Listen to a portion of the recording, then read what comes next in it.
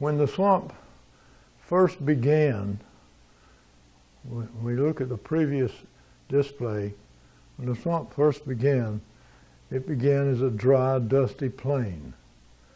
And as the winds carried in more sand and the waters carried in more sand, and then it became isolated into a body of water, and which then became Okefenokee Swamp, as it is today. In doing so, the vegetation changed. The vegetation started out as maybe some little scrubby oaks, maybe some wax myrtles, maybe some cactus, and some Spanish bayonets. All those things that are up here on the hill, what we call the hill. If your feet ain't wet, you're on the hill. Now, then eventually cypress began to move in. Cypress have been here for several thousand years. As a matter of fact, here's one that is over 1,000 years old. This is a cross-section of a cypress tree that probably had in the neighborhood of, this tree looks like it might be 4 feet wide. Yeah, maybe 4 feet in diameter, and 3 times that for the circumference, whatever that is, 12. Suppose it was 4 feet in diameter, it would be like 12 feet around. And if it was 100 feet high, it would have like 14,000 board feet of timber, of usable lumber in it. Cypress is very faithful about its growth rings. Each year it lays down another ring, and so to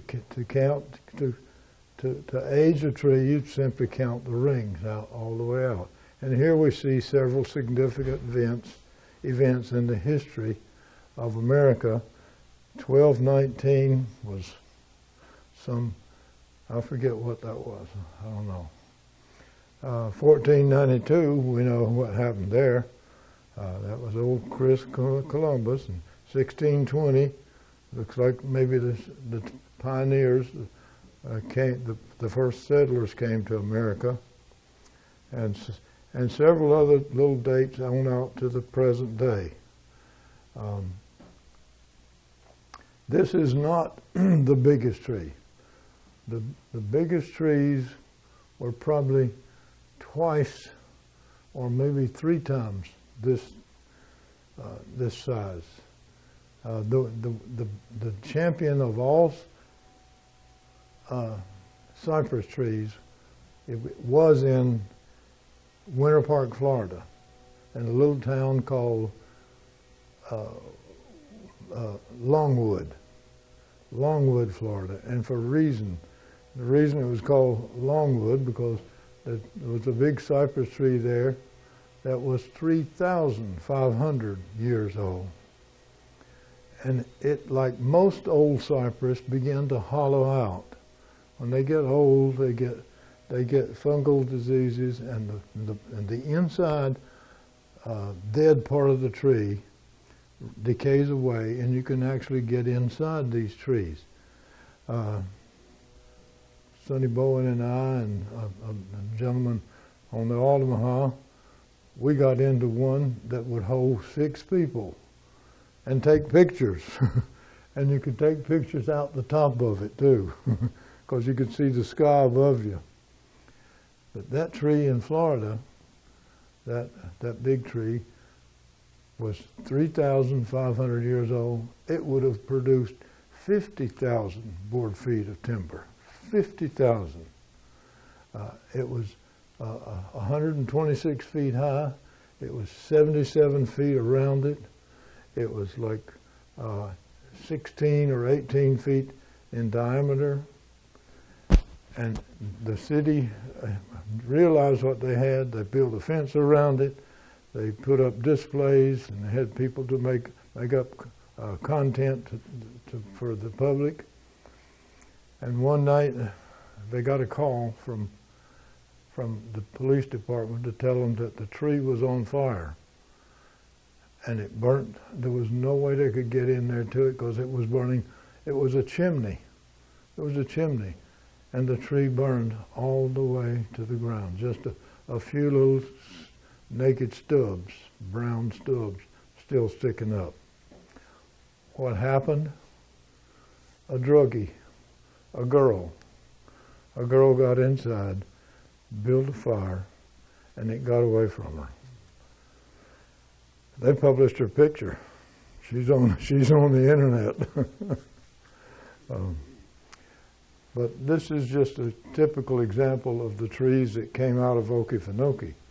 The Hubbard Cypress Company built an industry here. They had a community of 600 people on Billy's Island.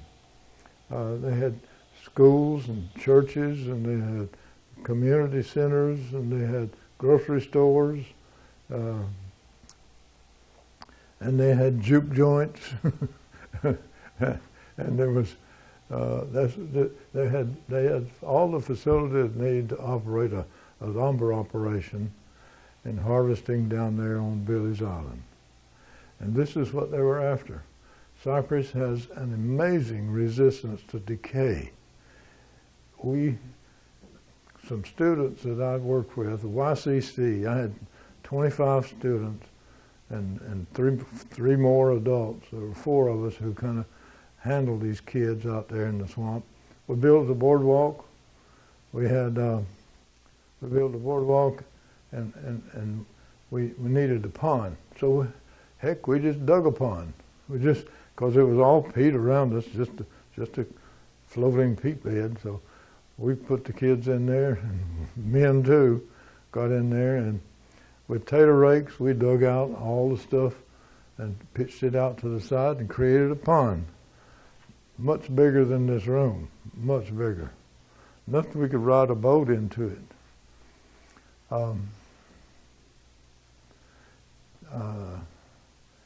And then the fire of '07, no way to stop it, no way to get it, because it was a mile out there to it. The fire of '07 destroyed it. So it's gonna come back. We're gonna rebuild it. We're gonna build another one, but a little closer in.